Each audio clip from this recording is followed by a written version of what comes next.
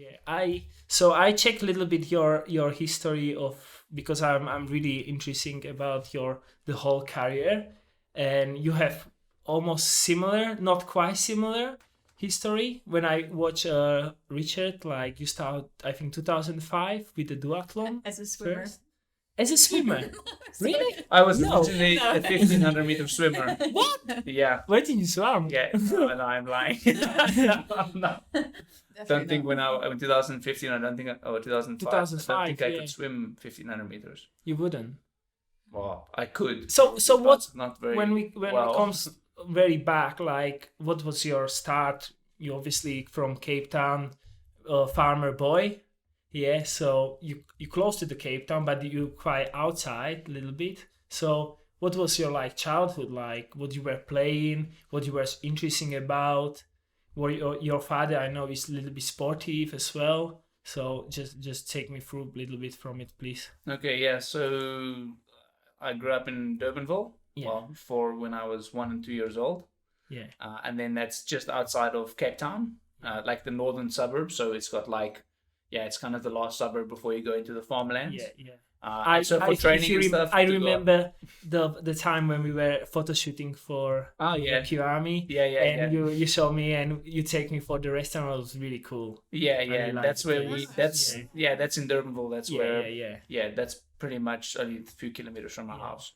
And so now we lived on the farm, which was kind of where we did the photo shoot there. It was only like I think 2 kilometers from there was where we lived. So it's like farmlands everywhere. There's no big buildings. Like almost no pollution, and a lot of dust from all the farms and stuff. But it was very nice, quiet upbringing.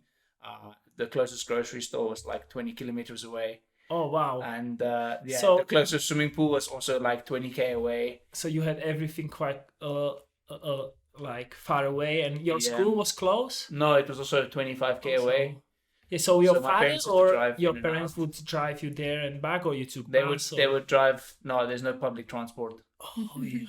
No, so you were very isolated. Yeah, there's no public transport there. So like bus or train or anything like that. You plant all your food and everything was in your farm. You eat everything, or you would mostly go to the shops. Or my parents would mostly do all the shopping, but when I was young, but they would pretty much buy, I think 90% of the stuff from the city, from the outside, from the town, not from the home. Yeah. No, and some of the stuff we would get from the farmers, some meats, and some we had honey bees as well on the farm, so we got all the honey and stuff from our own farm.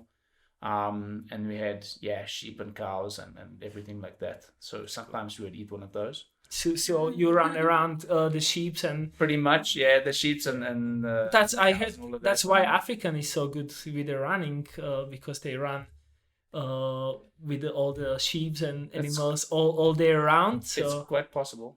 Like the Kenyans, I'm talking about Kenyans. Yeah, and we had a gravel road on the farm which was like 2.5 kilometers, and I ran out and back like almost every day on the gravel. Wow. So it was there was no tar road. I never ran tar roads. So do you think that was your basic of the training? It's just like spending time in a farm, and it wasn't nothing structure. You just like doing what we felt like doing, and we had motocross bikes, so sometimes we would race each other around the farm for a few hours on the motorbikes, or we'd go mountain biking. Like in the area, there's places you can mountain bike, and we had a small dam that was only like 50 meters across or 60 meters wide. Yeah. So sometimes we would go there and we would swim like up and down a few times, and that would be it. But so when did you first time heard something about triathlon? I think probably when I was about 13, 14 years old. Oh, really? So quite late. Yeah. We started to watch. It came on television. So I think it was the GB series or the PG series or something. Okay. That was before it was WTS. Yeah. It was first World Cups. Yes. And I watched guys like Tim Don and Abby Gomez and all of those guys were like in their prime. They were like young 20s. Yeah. Back then, and I started to watch that on television. Like, oh, this is very cool. And then I was doing running and cycling, and then decided, okay, I was one weekend doing a running race, and the next weekend doing a road cycling race, and then sometimes doing mountain bike races. And I thought, maybe I'll put all the sports together and see if I can like make a sport. And then there was duathlon And yeah, so then that's kind of how the whole multisport started. So you did first duathlon in South Africa? Yeah. Just for fun, just try out like what is it like, if I can be good or whatever? Yeah. Or you knew like I might be pretty good runner, and like did you had some school race on the run or? Yeah, well in the school, so I was pretty good in cross country, like so you would track. compete with the with the school, right? Yeah, like inter schools, like yeah, I was kind of the best runner from the inter schools in 1200 meters and in 2000 or something we had back then, and I was like one of the fastest runners. And then I went to cross country champs, so I won South African cross country champs as well. Wow. When I was when I was 15 or something, and I was under 19 and I won under 19. Wow. And so like cross country was like really big. Yeah, because obviously it's lots of good runners. And there's a lot of good runners, and most of the people are barefoot because they can't like afford shoes either. So the cross country is completely barefoot. So everyone's running barefoot on the gravel. And you? Me too as well. Yeah. Really? Yeah. No way. Yeah. Wow. Yeah, until I was cool. So I was running barefoot until I was about 14. Barefoot. Yeah, so on the gravel barefoot. Would you say that, do you think is running barefoot or walking barefoot is quite important to develop like the strength of your foot muscles? Yeah, like I think it's when you're growing up, when you're young, probably it's very good. I think now, I mean, shoes has really changed a lot. Like, I mean, over the few years, and I mean, everyone's wearing shoes now, especially in the city from roads. I've heard the story many times. From roads and stuff, and it's like, I think, I mean, we, when we grew up on the farm, it wasn't normal to wear shoes. Yes.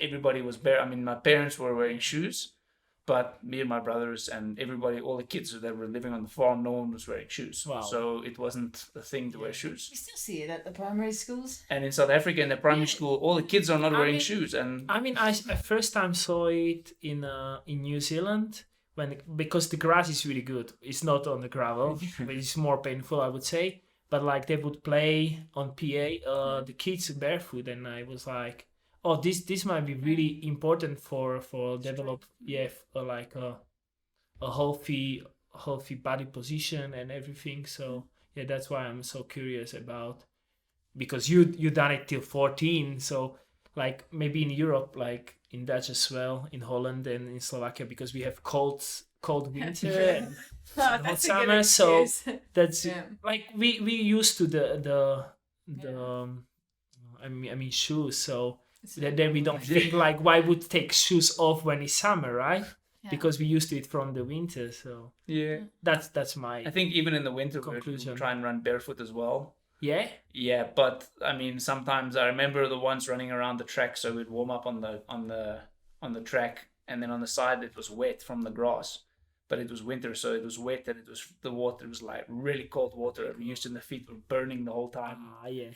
I can imagine. But yeah, that's interesting. I think in Europe, people obviously wear shoes because their feet get much colder. Yeah. And I think from the heat, obviously from the heat it's not a problem. It's actually better not to wear shoes when it's hot because your feet cool down. Although in the tar, when it's like super hot, you'll burn your feet. Yeah, but we would go if you're at the beach. If you go to the beach, and afterwards you're barefoot. Sometimes we walk on the tar that's like 40 degrees Celsius. But your skin is much thicker if you don't wear shoes, so you don't feel that much hurting. Just stability and stuff. I think, I mean, you come from a swim background, I come from a swim background. I think people who used to be swimmers have more injuries when they become a triathlete than people who used to be runners or did a sport with more load than... Especially guys like he's not wearing shoes. That's great. That's great. I think the only thing I was worried about when I was running was landing on big rocks. Yeah. So and small rocks is okay. Yeah. But when you land on a big rock in the middle of your arch, then it's not okay. And the thorns, the ones which grow in the grass. And those thorns, that's when I learned, because in South Africa in the summer we have lots of thorns. Yeah. From the grass. And the one time we were on a cross country race and I was running and we ran through like patches of these thorns, like thousands of them. And wow. I was running and I had to stop and I started crying because they're all breaking off on the bottom of my feet. Yeah. And they were in between the toes and everything. And I stopped and I was crying and all the other guys were running over the thorns and onto the tar. So it went from grass onto tar. and all the guys were breaking all the thorns out with their feet while they were running. No way. And then they kept running, and I'm like crying, and they said like, yeah, you're a white person, your feet are not strong enough. Not strong enough. For the thorns. I said, have you been wearing shoes? And you have to harden up. And then for like 3 weeks, I was pulling all the black pieces because my whole bottom of my foot was black from the thorns. And I think but then your skin where gets stronger after that. Yeah, I think so, but it was really painful walking for a few weeks.